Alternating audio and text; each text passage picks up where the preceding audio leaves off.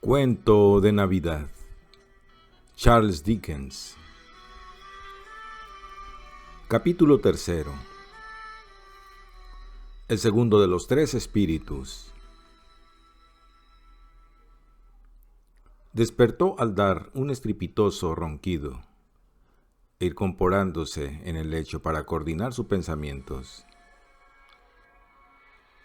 No tuvo necesidad que le advirtiesen que la campana estaba próxima a dar otra vez la una.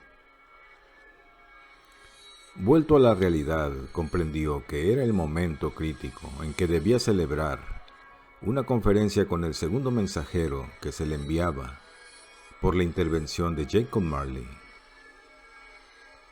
Pero hallando muy desagradable el escalofrío que experimentaba en el lecho al preguntarse cuál de las cortinas separaría el nuevo espectro, la separó con sus propias manos y, acostándose de nuevo, se constituyó en avisado centinela de lo que pudiera ocurrir alrededor de la cama, pues deseaba hacer frente al espíritu en el momento de su aparición y no ser asaltado por sorpresa y dejarse dominar por la emoción. Así pues, hallándose preparado para casi todo lo que pudiera ocurrir, no lo estaba de ninguna manera para el caso de que no ocurriera nada. Y por consiguiente, cuando la campana dio la una y Scrooge no vio aparecer ninguna sombra, fue presa de un violento temblor. 5 minutos, 10 minutos, un cuarto de hora transcurrieron y nada ocurría. Durante todo este tiempo caían sobre el lecho los rayos de una luz rojiza que lanzó vivos destellos cuando el reloj dio la hora. Pero, siendo una sola luz, era más alarmante que una docena de espectros, pues Scrooge se sentía impotente para descifrar cuál fuera su significado. Y hubo momentos en que temió que se verificase un interesante caso de combustión espontánea, sin tener el consuelo de saber de qué se trataba. No obstante, al fin empezó a pensar, como nos hubiera ocurrido en semejante caso a vosotros o a mí. Al fin, digo, empezó a pensar que el manantial de la misteriosa luz sobrenatural podía hallarse en la habitación inmediata de donde parecía proceder el resplandor. Esa idea se apoderó de su pensamiento y nuevamente se deslizó Scrooge con sus zapatillas hacia la puerta. En el preciso momento en que su mano se posaba en la cerradura, una voz extraña lo llamó por su nombre y le invitó a entrar. Él obedeció. Era su propia habitación. Acerca de esto no había la menor duda. Pero la estancia había sufrido una sorprendente transformación. Las paredes y el techo hallábanse de tal modo cubiertos de ramas y hojas que parecía un perfecto boscaje, el cual por todas partes mostraba pequeños frutos que resplandecían. Las rizadas hojas de acebo, hiedra y muérdago reflejaban la luz como si se hubieran esparcido multitud de pequeños espejos, y en la chimenea resplandecía una poderosa llamarada, alimentada por una cantidad de combustible desconocida en tiempos de Marley o de Scrooge, y desde hacía muchos años y muchos inviernos. Amontonados sobre el suelo, formando una especie de trono, había pavos, gansos, piezas de caza, aves caseras, suculentos trozos de carne, cochinillos, largas salchichas, pasteles, barriles y ostras, encendidas castañas, sonrosadas manzanas, jugosas naranjas, brillantes peras y trazones llenos de ponche, que oscurecían la habitación con el delicioso vapor. Cómodamente sentado sobre este hecho se hallaba un alegre gigante de glorioso aspecto, que tenía una brillante antorcha de forma parecida al cuerno de la abundancia, y que la mantenía en alto para derramar su luz sobre Scrooge, cuando éste llegó atisbando alrededor de la puerta. «Entrad», exclamó el espectro. «Entrad y conocedme mejor, hombre». Scrooge penetró tímidamente e inclinó la cabeza ante el espíritu. Ya no era el terco Scrooge que había sido, y aunque los ojos del espíritu eran claros y benévolos, no le agradaba encontrarse con ellos.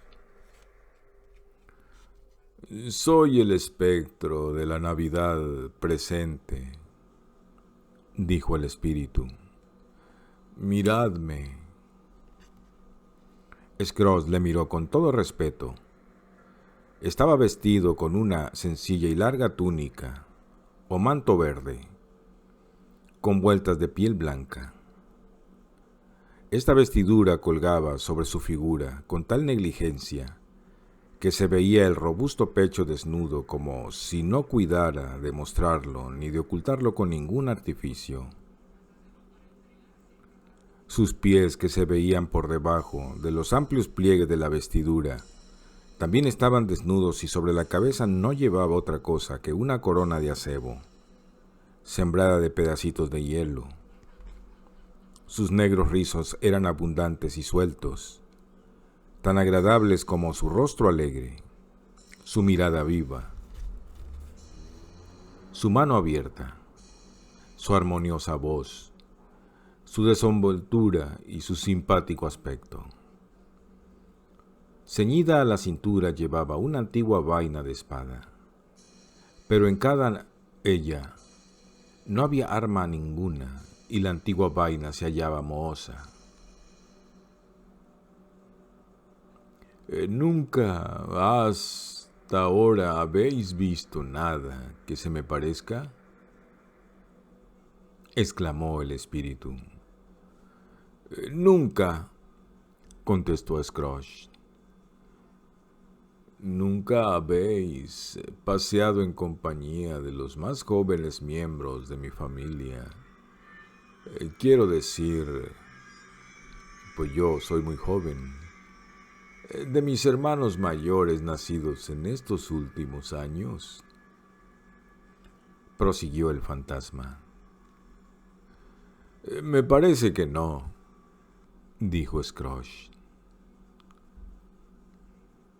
«Temo que no. ¿Habéis tenido muchos hermanos, espíritu?» «Más de 1800», dijo el espectro.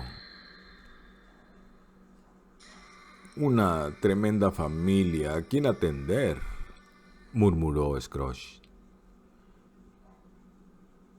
El espectro de la Navidad presente se levantó.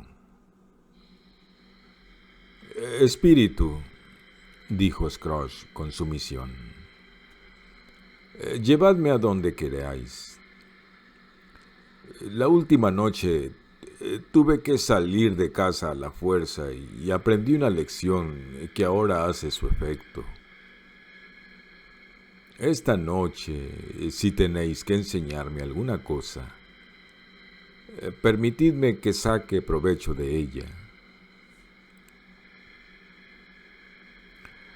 Tocad mi vestido». Scrooge lo tocó apretándolo con firmeza. Acebo, muérdago, rojos frutos, hiedra, pavos, gansos, caza, aves, carne, cochinillos, salchichas, ostras, pasteles y ponche. Todo se desvaneció instantáneamente. Lo mismo ocurrió con la habitación, el fuego, la rojiza brillantez, la noche, y ellos halláronse en la mañana de Navidad y en las calles de la ciudad, donde, como el tiempo era crudo, muchas personas producían una especie de música ruda, pero alegre y no desagradable, al arrancar la nieve del pavimento en la parte correspondiente a sus domicilios y de los tejados de las casas, lo que producía una alegría loca en los muchachos al ver cómo se amontonaban cayendo sobre el suelo y a veces se deshacía en el aire, produciendo pequeñas tempestades de nieve. Las fachadas de las casas parecían negras, y más negras aún las ventanas, contrastando con la tersa y blanca sábana de nieve que cubría los tejados, y con la nieve más sucia que se extendía por el suelo y que había sido hollada en profundos surcos por las pesadas ruedas de carros y camiones, surcos que se cruzaban y se volvían a cruzar unos a otros cientos de veces en las bifurcaciones de las calles amplias, y formaban intrincados canales difíciles de trazar en el aspecto espeso, fango amarillo y con el agua llena de hielo. El cielo estaba sombrío y las calles más estrechas se hallaban ahogadas por la oscura niebla, medio deshelada, medio glacial. Muchas partículas más pesadas descendían de una llovizna de átomos de hollín, como si todas las chimeneas de Gran Bretaña se hubieran incendiado a la vez y estuvieran lanzándose el contenido de sus hogares. Nada de alegre había en el clima de la ciudad, y sin embargo, notábase un aire de júbilo que el más diáfano aire estival y el más brillante sol del estío en vano habrían intentado difundir. En efecto, los que maniobraban con las palas en lo alto de los edificios estaban animosos y llenos de alegría. Llamábanse unos a otros desde los parapetos y de vez en cuando se disparaban bromeando una bola de nieve, proyectil mucho más inofensivo que muchas bromas verbales, riendo cordialmente si daban el blanco, y no menos cordialmente si fallaba la puntería. Las tiendas en que se vendían aves estaban todavía entreabiertas y las fruterías radiantes de esplendor. Había grandes, redondas y panzudas cestas de castañas, cuya figura se asemejaba a los chalecos de los ancianos gastrónomos, recostadas en las puertas y tumbadas en la calle con su opulencia apoplética. Había rojizas, morenas y anchas cebollas de España, brillando en la gordura de su desarrollo como frailes españoles y haciendo guiños en sus bazares, con sacarronarías retozona a las muchachas que pasaban por su lado y mirando humildemente el muérdago que colgaba en lo alto. Había peras y manzanas formando altas pirámides apetitosas. Había racimos de uvas, que la benevolencia de los fruteros había colgado de magníficos ganchos para que las bocas de los transeúntes pudieran hacerse agua al pasar. Había montones de avellanas, mohosas y oscuras, cuya fragancia hacía recordar antiguos paseos por el medio de bosques y agradables marchas hundiendo los pies hasta los tobillos en hojas marchitas. Había naranjas y limones, que en la gran densidad de sus cuerpos jugosos pedían con urgencia ser llevados a casa en bolsas de papel y comidos después del almuerzo, y había pescados de oro y de plata. Pues, ¿y las tiendas de comestibles? Oh, las tiendas de comestibles estaban próximas a cerrar, con las puertas entornadas, pero a través de las rejillas daba gusto mirar. No era solamente que los platillos de la balanza produjesen un agradable sonido al caer sobre el mostrador, ni que el bramante se separase del carrete con viveza, ni que las cajas metálicas resonasen arriba y abajo como objeto de prestidigitación, ni que los olores mezclados del té y del café fuesen muy agradables al olfato, ni que las pasas fuesen abundantes y raras, las almendras exageradamente blancas, las tiras de canela largas y rectas, delicadas las otras especias, las frutas confitadas, envueltas en azúcar fundido, capaces de excitar el apetito y dar envidia a los más fríos espectadores. No era tampoco que los higos se mostrasen húmedos y carnosos, ni que las ciruelas francesas enrojeciesen con alguna actitud en sus cajas adornadas, ni que todo excitase el apetito en su aderezo de Navidad, sino que las parroquianas se apresuraban con tal afán en la esperanzada promesa del día, que se empujaban unas a otras a la puerta, haciendo callar toscamente los cestos de mimbre, y dejaban los portamonedas sobre el mostrador y volvían corriendo a buscarlos, cometiendo cientos de equivocaciones semejantes, con el mejor humor posible, mientras el tendero y sus dependientes se mostraban tan serviciales y tan fogosos, que se comprendía fácilmente que los corazones que latían detrás de los mandiles no se regocijaban solo por hacer buenas ventas, sino por el júbilo que les producía la Navidad.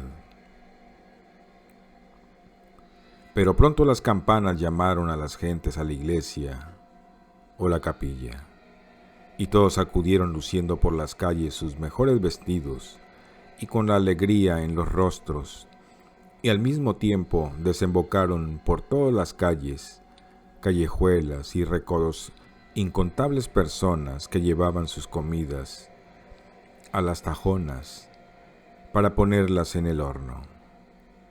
La vista de aquellas pobres gentes de buen humor pareció interesar muchísimo al espíritu, pues permaneció detrás de Scrooge a la puerta de su tajona y levantando las tapaderas de las cazuelas.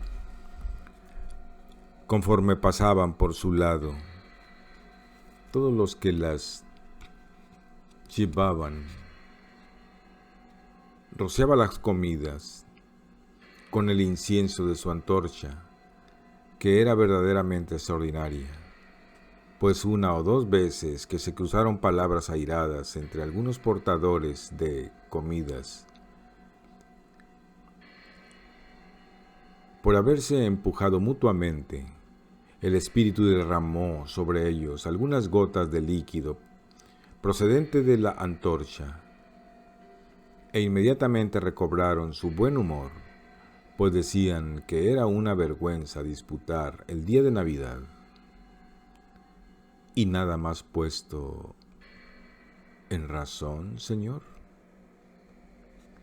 Cesaron de tocar las campanas y los tajones cerraron, y sin embargo era de admirar cómo desaparecía, por efecto de la confección de aquellas comidas, la mancha de humedad que coronaba todos los hornos, cuyo pavimento echaba humo como si estuvieran asándose hasta sus piedras. ¿Hay algún aroma peculiar en el líquido de vuestras antorchas con el que rociáis?, preguntó Scrooge. Sí, el mío. ¿Ejerce influencia sobre las comidas en este día?, preguntó Scrooge. En todas, sobre todo en las de los pobres. ¿Por qué sobre todo en la de los pobres?, preguntó Scrooge. Porque son los que más lo necesitan. Espíritu, dijo Scrooge después de reflexionar un momento. Me admira que de todos los seres que viven en este mundo que habitamos, solo vos deseáis limitar a estas gentes las ocasiones que se les ofrecen de inocente alegría. ¿Yo? Gritó el espíritu. Sí, porque les priváis de trabajar cada 7 días, con frecuencia el único día en que pueden decir verdaderamente que comen. ¿No es cierto?, dijo Scrooge. ¿Yo?, gritó el espíritu. Procuráis que cierren los hornos el 7º día, dijo Scrooge, y es la misma cosa. ¿Yo?, exclamó el espíritu. Perdonadme si estoy equivocado. Se hace en vuestro nombre, o por lo menos en nombre de vuestra familia, dijo Scrooge. Hay algunos seres sobre la tierra, replicó el espíritu, que alardean de conocernos y que realizan sus acciones de pasión, orgullo, benevolencia, odio, envidia, santurronería y egoísmo en nuestro nombre, y que son tan extraños para nosotros y para todo lo que con nosotros se relaciona, como si nunca hubieran vivido. Acordaos de ello y cargad la responsabilidad sobre ellos y no sobre nosotros. Scrooge prometió lo que el espíritu le pedía, y siguieron adelante, invisibles, como habían sido antes.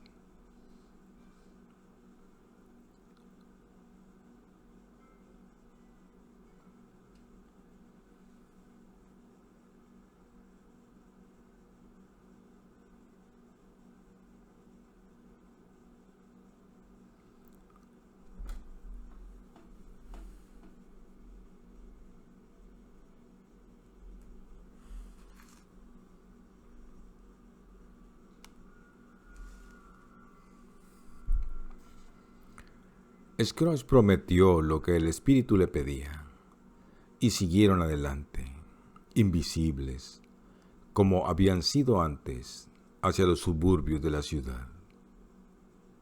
Era una notable cualidad del espectro, que Scrooge había observado la puerta del tahonero, que a pesar de su talla gigantesca, podía amoldarse a cualquier sitio con comodidad, y que, como un ser sobrenatural, se hallaba en cualquier habitación baja de techo, tan cómodamente como podía haber estado en un salón de elevadísimas paredes.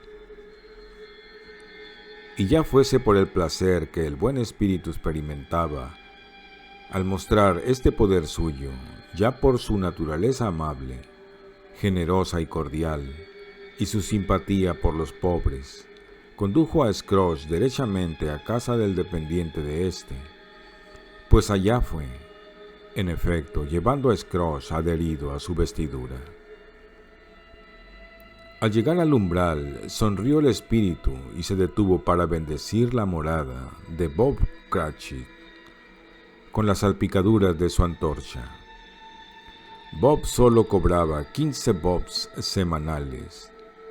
Cada sábado solo embolsaba 15 ejemplares de su nombre, y sin embargo, el espectro de la Navidad presente no dejó por ello de bendecir su morada, que se componía de 4 piezas. Entonces se levantó la señora Cratchit, esposa de Cratchit, vestida pobremente con una bata a la cual había dado ya 2 vueltas, pero llena de cintas que no valdrían más de 6 peniques, y en aquel momento estaba poniendo la mesa, ayudada por Belinda Cratchit, la segunda de sus hijas, también adornada con cintas, mientras Mr. Peter Cratchit hundía un tenedor en una cacerola de patatas, llegándole a la boca las puntas de un monstruoso cuello planchado que pertenecía a Bob y que se lo había cedido a su hijo y heredero para celebrar la festividad del día. Gozoso al hallarse tan elegantemente adornado y orgulloso de poder mostrar su figura en los jardines de moda. De pronto entraron llorando dos Cratchits más pequeños, varón y hembra, diciendo a gritos que desde la puerta de la tajuana habían sentido el olor del ganso y habían conocido que era el suyo. Y pensando en la comida, estos pequeños Cratchits se pusieron a bailar alrededor de la mesa y exaltaron hasta los cielos a Mr. Peter Cratchit, mientras él, sin orgullo, aunque faltaba poco para que le ahogase el cuello, soplaba la lumbre hasta que las patatas estuvieron cocidas y en disposición de ser apartadas y peladas. «¿Dónde estará vuestro padre?», dijo la señora Cratchit, «y vuestro hermano Tiny Tim, y Marta, que el año pasado, el día de Navidad, estaba aquí hace ya media hora». «Aquí está, mamá. Aquí está Marta», dijo una muchacha entrando al mismo tiempo que hablaba. «Aquí está Marta, mamá», gritaron los dos Cratchit pequeños. «¡Viva! Tenemos un ganso, Marta». «Pero, hija mía, ¿cuánto has tardado?», dijo la señora Cratchit, besándola una docena de veces y quitándole el velo y el sombrero con sus propias manos, solícitamente. «He tenido que terminar una labor para tener libre la mañana, mamá», replicó la muchacha. «Bueno, es que nunca creí que vinieses tan tarde. Acércate a la lumbre, hija mía, y caliéntate. Dios te bendiga». «No, ya viene papá», gritaron los dos pequeños Cratchit, que danzaban de un lado para otro. «Escóndete, Marta, escóndete». Escondióse Marta y entró Bob, el padre, con la bufanda colgándole lo menos 3 pies por la parte anterior, y su traje muy usado, pero limpio y zurcido, de modo que presentaba un aspecto muy favorable. Traía sobre los hombros a Tiny Tim. Pobre Tiny Tim. Tenía que llevar una pequeña muleta y los miembros sostenidos por un aparato metálico. «¿Dónde está Marta?», gritó Bob Cratchit, mirando a su alrededor. «No ha venido», dijo la señora Cratchit. «No ha venido», dijo Bob con una repentina desilusión en su entusiasmo, pues había sido el caballo de Tim al recorrer todo el camino desde la iglesia y había llegado a casa dando saltos. No haber venido siendo el día de Navidad». A Marta no le agradó ver a su padre desilusionado a causa de una broma, y salió prematuramente de detrás de la puerta, echándose en sus brazos, mientras los dos pequeños Cratchits empujaron a Tiny Tim y le llevaron a la cocina para que oyese cantar el pudín en la cacerola. «¿Y cómo se ha portado Tiny Tim?», preguntó la señora Cratchit, después de burlarse de la credulidad de Bob Y cuando éste hubo estrechado a su hija contra su corazón: muy bien, dijo Bob, muy bien. Se ha hecho algo pensativo y se le ocurren las más extrañas cosas que he oído.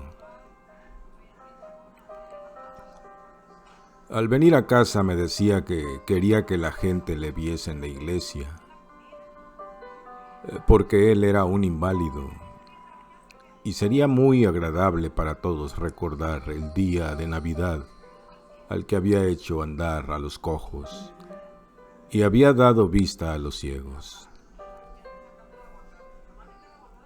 La voz de Bob era temblorosa al decir eso, y tembló más cuando dijo que Tiny Tim crecía en fuerza y vigor. Oyóse su activa muleta sobre el pavimento, y antes de que se oyera una palabra más, reapareció Tiny Tim, escoltado por su hermano y su hermana, que le llevaron a su taburete junto a la lumbre, mientras Bob, remangándose los puños, pobrecillo,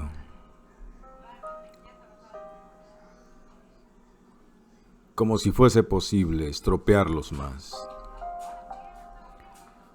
confeccionaba una mixtura con ginebra y limón, y la agitaba una y otra vez, colocándola después en el antehogar para que cociese a fuego lento.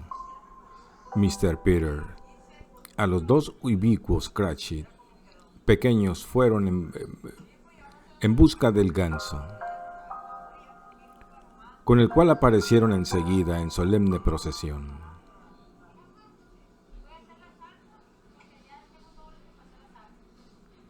Tal bullicio se produjo entonces, que creyérase al ganso la más rara de todas las aves, un fenómeno con plumas, ante el cual fuese cosa corriente un cisne negro. Y en verdad que en aquella casa era ciertamente extraordinario. La señora Cratchit calentó la salsa, ya preparada en una cacerolita. Mr. Peter mojó la patata con vigor increíble. La señorita Belinda endulzó la salsa de manzanas. Marta quitó el polvo a la vajilla. Bob sentó a Tiny Tim a su lado en una esquina de la mesa. Los dos pequeños Cratchit pusieron sillas para todos, sin olvidarse de ellos mismos, y montando la guardia en sus puestos, se metieron la cuchara en la boca, para no gritar pidiendo el ganso antes de que llegara el momento de servirlo. Por fin se pusieron los platos, y se dijo una oración, a la que siguió una pausa, durante la cual no se oía respirar, cuando la señora Cratchit, examinando el trinchante, se disponía a hundirlo en la pechuga. Pero cuando lo hizo y salió del interior del ganso un borbotón de relleno, un murmullo de placer se alzó alrededor de la mesa, y hasta Tiny Tim, animado por los pequeños Cratchit, golpeó en la mesa con el mango de su cuchillo y gritó débilmente: ¡Viva! Nunca se vio ganso como aquel. Bob dijo que jamás creyó que pudiera existir un manjar tan delicioso. Su blandura y su aroma, su tamaño y su baratura fueron los temas de la admiración general. Y añadiéndole la salsa de manzanas y las patatas deshechas, constituyó comida suficiente para toda la familia. En efecto, como la señora Cratchit dijo, al observar que había quedado un huesecillo en el plato, no habían podido comérselo todo. Sin embargo, todos quedaron satisfechos, particularmente los Cratchit, más pequeños, que tenían salsa hasta en las cejas. La señorita Belinda cambió los platos y la señora Cratchit salió del comedor muy nerviosa porque no quería que la viesen ir en busca del pudín. Entonces los comensales supusieron toda clase de horrores, que no estuviera todavía bastante hecho, que se rompiera al llevarlo a la mesa, que alguien hubiera escalado la pared del patio y lo hubiera robado, mientras estaban entusiasmados con el ganso. Ante esta suposición, los dos pequeños Cratchit se pusieron pálidos. «Atención, una gran cantidad de vapor». El pastel estaba ya fuera del molde. Un olor a tela mojada. Era el paño que lo envolvía. Un olor apetitoso que hacían recordar al fondista, al pastelero de la casa de al lado y a la planchadora. Era el pudín. Al medio minuto entró la señora Cratchit con el rostro encendido, pero sonriendo orgullosamente, con el pudín que parecía una bala de cañón, duro y macizo, lanzando las llamas que producía la 20ª parte de media copa de aguardiente inflamado, y embellecido con una rama del árbol de Navidad clavada en la cúspide. ¡Oh, admirable pudín!, Bob Cratchit dijo con toda seriedad que lo estimaba como el éxito más grande conseguido por la señora Cratchit desde que se casaron. La señora Cratchit dijo que no podía calcular lo que pesaba el pudín y confesó que había tenido sus dudas acerca de la cantidad de harina. Todos tuvieron algo que decir respecto de él, pero ninguno dijo, ni lo pensó siquiera, que era un pudín pequeño para una familia tan numerosa. Ello habría sido una gran herejía. Los Cratchit hubieranse ruborizado de insinuar semejante cosa. Por fin se terminó la comida. Alzóse el mantel, se limpió el hogar y se encendió fuego. Y después de beber en el jarro el ponche confeccionado por Bob, y que se consideró excelente, pusiéronse sobre la mesa manzanas y naranjas y una pala llena de castañas sobre la lumbre.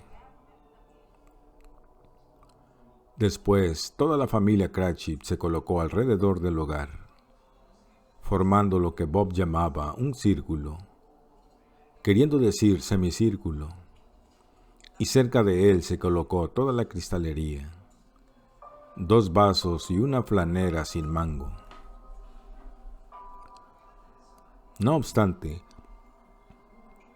tales vajillas servían para beber el caliente ponche, también como habrían servido copas de oro, y Bob los sirvió con los ojos resplandecientes, mientras las castañas sobre la lumbre crujían y estallaban ruidosamente.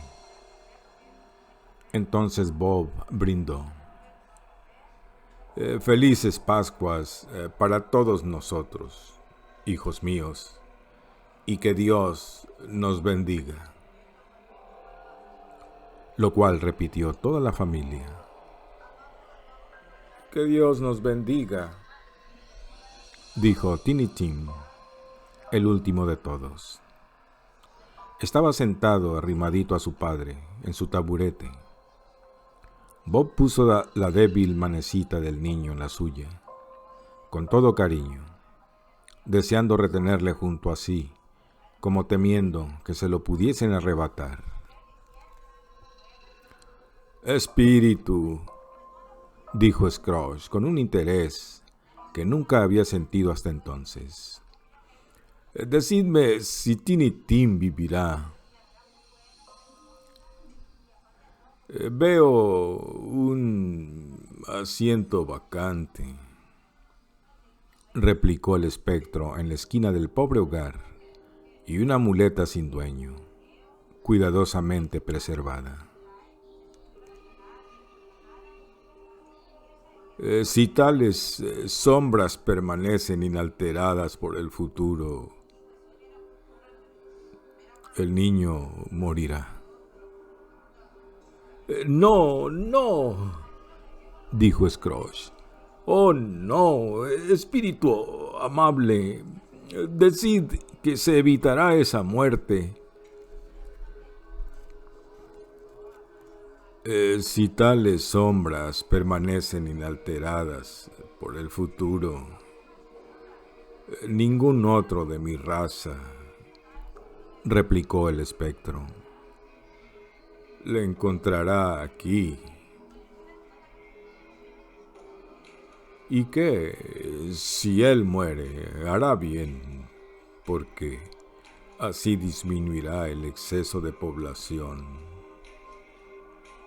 Scrooge bajó la cabeza al oír sus propias palabras, repetidas por el espíritu, y se sintió abrumado por el arrepentimiento y el pesar.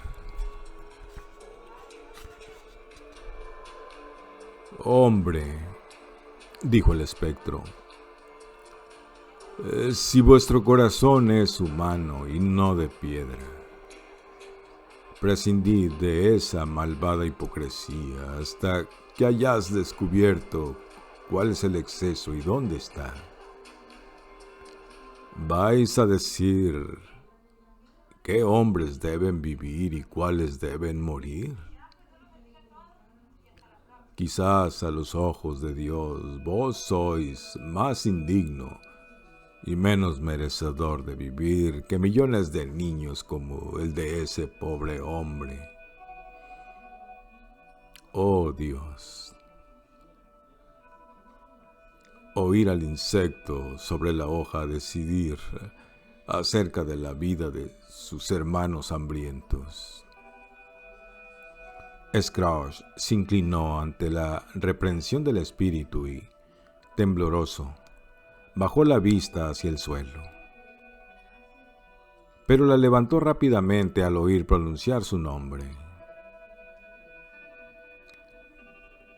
El señor Scrooge, dijo Bob. Brindemos por el señor Scrooge, que nos ha procurado esta fiesta. ¿En verdad que nos ha procurado esta fiesta?, exclamó la señora Cratchit, sofocada.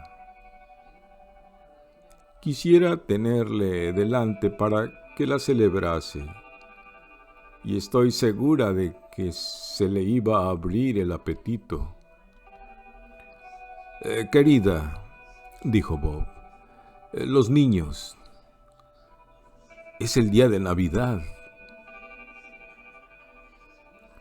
Es preciso, en efecto, que sea el día de Navidad, dijo ella, para beber a la salud de un hombre tan odioso, tan avaro, tan duro, tan insensible como el señor Scrooge.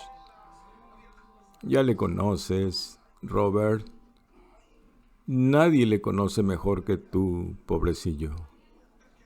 Querida, fue la dulce respuesta de Bob. Es el día de Navidad. Beberé a la salud por ti y por ese día que es, dijo la señora Cratchit, no por él. Que viva muchos años, que tenga felices Pascuas y feliz Año Nuevo. Él vivirá muy alegre y muy feliz, sin duda alguna. Los niños brindaron también. Fue de todo lo que hicieron lo único que no tuvo cordialidad. Tiny Tim brindó el último de todos, pero sin poner la menor atención. Scrooge era el ogro de la familia. La sola mención de su nombre arrojó sobre los reunidos una sombra oscura que no se disipó sino después de 5 minutos. Pasada aquella impresión, estuvieron 10 veces más alegres que antes. Al sentirse aliviados del maleficio causado por el nombre de Scrooge. Bob Cratchit les contó que tenía en perspectiva una colocación para Mr. Peter que podría proporcionarle, si la conseguía, 5 chelines y 6 peniques semanales. Los dos pequeños Cratchit rieron atrozmente ante la idea de ver a Peter hecho un hombre de negocios, y el mismo Peter miró pensativamente al fuego, sacando la cabeza entre las dos puntas del cuello, como si reflexionara sobre la notable investidura de que gozaría cuando llegase a percibir aquel enorme ingreso.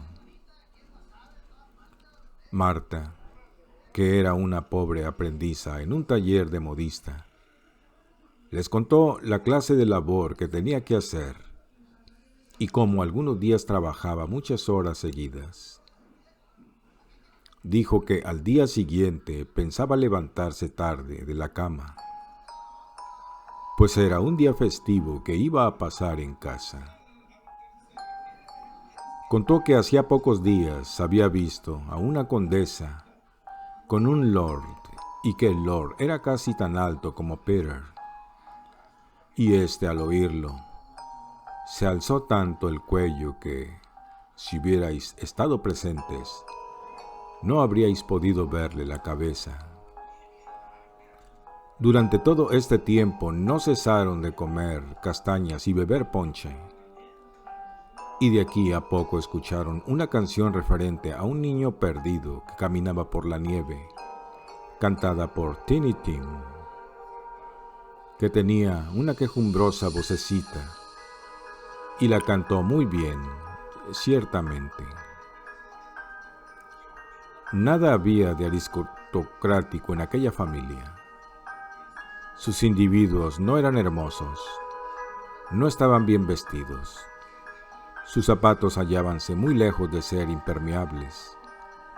Sus ropas eran escasas, y Peter conocería muy probablemente el interior de las casas de préstamos. Pero eran dichosos, agradables, se querían mutuamente y estaban contentos con su suerte. Y cuando ya se desvanecían ante Scrooge, pareciendo más felices los brillantes destellos de la antorcha del espíritu al partir, Scrooge los miró atentamente, sobre todo a Tiny Tim, de quien no apartó la mirada hasta el último instante.